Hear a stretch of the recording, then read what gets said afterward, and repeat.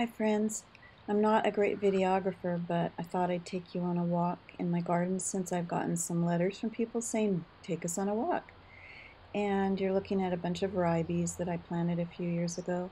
Here is a beautiful tower of jasmine. I was hoping to cover our arbor, our big eating area, with jasmine. I got a 1 gallon in just about 3 or 4 years. This is what's happened.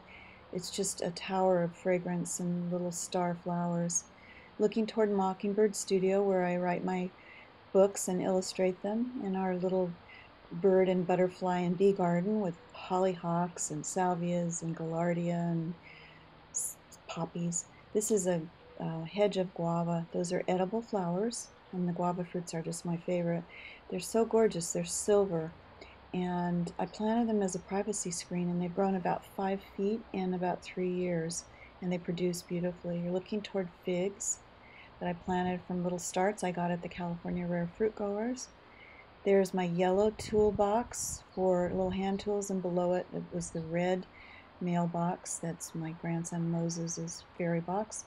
And you see the blue tile in the walkway leading to my studio? It's bits of broken pieces to highlight the walkway.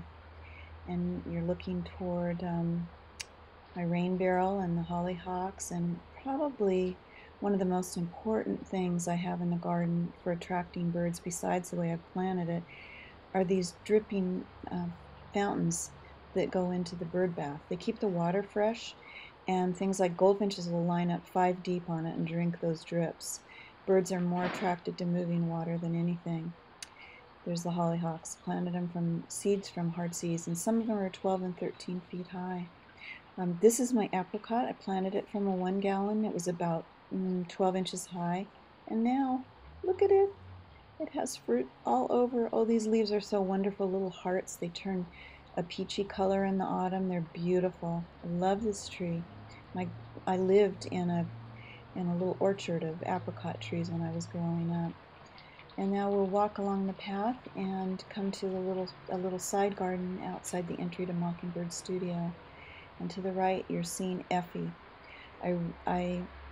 My son and I rescued her from a garbage can about 25 years ago. Had to carry this huge plant back to our little apartment, and every year she rewards us with lots of gorgeous, bigger than hand-sized blooms. We're looking toward my containers and our picnic table where we like to eat lunch. And up under the pepper tree, there is this divine brugmansia that smells so good at night. I love it. These look like little elves' hats.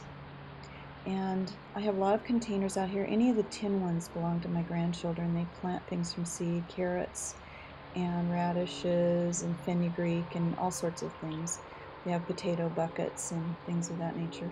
You see, there's Spanish moss hanging from some of the trees. My brother-in-law gave me a start of it, and it's just doing really well. I've got fruit trees. This is a little edible garden, a little potager. In the middle in the pot is Eudora, my bay tree. She goes into all my soups. She's so divine.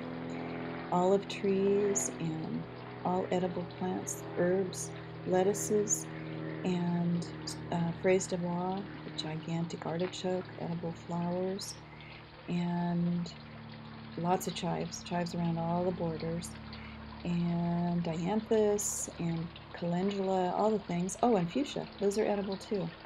Besides that, the kids love to pop the blooms, but they are edible and they are delicious. And of course, you can't ever spray anything that you're going to be eating, and I don't spray anything. There's another tower of beautiful, beautiful jasmine.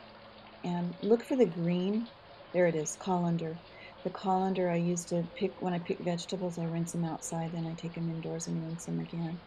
Here is my granddaughter's favorite succulent, sticks on fire. I think she just likes to say sticks on fire. Hedges of roses interspersed with bougainvillea surround the hummingbird fountain. The hummingbirds love to just hold on to the top of that fountain and take their little baths. They're so precious. Sometimes there'll be 2 and 3 at a time on them, of course, except when I'm filming. And this is my deodar cedar, John Henry. I've had him for 45 years. Work area, sprig, my little garden shed where I keep tools and things. Lots of potted trees, lots of scented pelargoniums, lots of succulents. Tree that I have to plant now. and trays. I call them my mosaic trays with little uh, beautiful little ensembles of succulents. There's a guava I've had 40 years as well. Painted Lady Runner beans. I got the seeds from Renee Shepherd. They make scarlet, or actually they're more a salmon and white bloom. The bloom's edible, as are the beans once they dry. There's a guava I've had 45 years.